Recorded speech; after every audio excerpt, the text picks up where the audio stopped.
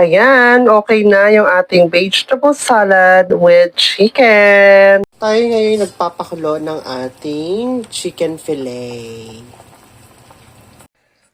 So habang tayo nag-aantay nga na maluto ang ating chicken fillet, tayo naman ngayon ay naghihiwa ng ating carrots. Hiwain natin lang ito into cubes. So yung recipe na ito ay nakita ko to sa isang Pinay na content creator na nakatira sa Thailand. Lagi kong pinapanood ang kanyang mga content kasi napaka sarap ng mga pagkain na kanyang niluluto. So sa kanya naman ay walang chicken. So sabi ko, ibahin ko. Lalagyan ko siya ng chicken. Parang kagaya ng chicken macaroni. Kaso, nakalimutan kong bumili ng bell pepper at saka raisin. Pero okay na to. So ngayon nga, tayo naghihiwa na ng ating patatas. Into cubes lang din. So lulutuin lang natin ito like hindi gaanong matigas or hindi naman gaano kalabsak. So, katamtaman lang. Tara!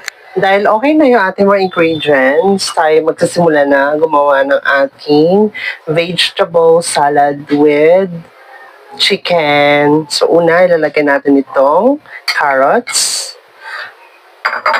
And then, itong ating patatas. Next, na ilalagay natin itong ating chicken.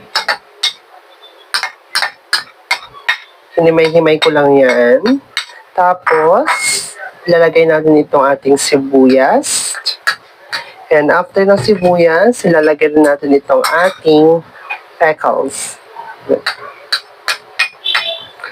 Paghaluin lang. Simple lang to yung salad natin. Tapos itong ating cheese. Pambalansin ng lasa. And after that, maglalagay din tayo ng paminta. So, nakadepende sa inyo kung gaano kadaming paminta ilalagay mo. Ako medyo marami ng konti. Gusto ko yung medyo spicy. And then, nakalimutan ko yung bell pepper. Masarap sana kapag may bell pepper ito. Of course, maglalagay tayo nitong mayo.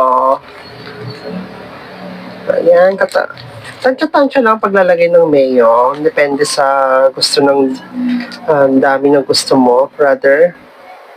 Tapos, syempre, kontihan mo natin at paghaluin.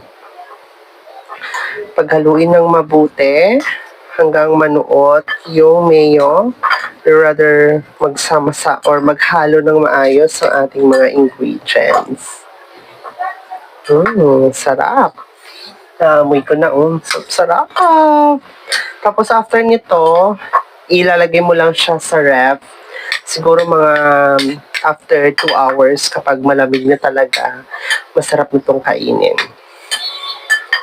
Yan, perfect, oh. Tama lang yung mayo na nilagay natin. Hindi gaano kadami, pero okay na ito. Siyempre, titikman natin ito kung okay na yung lasa. Ay, maglalagay pala tayo din ng konting asin. Wait lang. Konti lang naman. Gusto ko yung medyo may alat ng konti. O, diba? Yan, konti lang. Baka mamaya sobrang alat. Okay na! Buti at nahabol ko tong celery. Nakalimutan ko. Ay, nako po. O, diba? Paghaluin na lang natin to. Tapos, kapag okay na, lalagyan na natin sa ref para lumamig at mas masarap siya kainin kapag malamig. O, diba? Ayan, okay na yung ating vegetable salad with chicken. O, diba? Sarap! Ano pang hinahantay nyo? Gawin nyo na rin.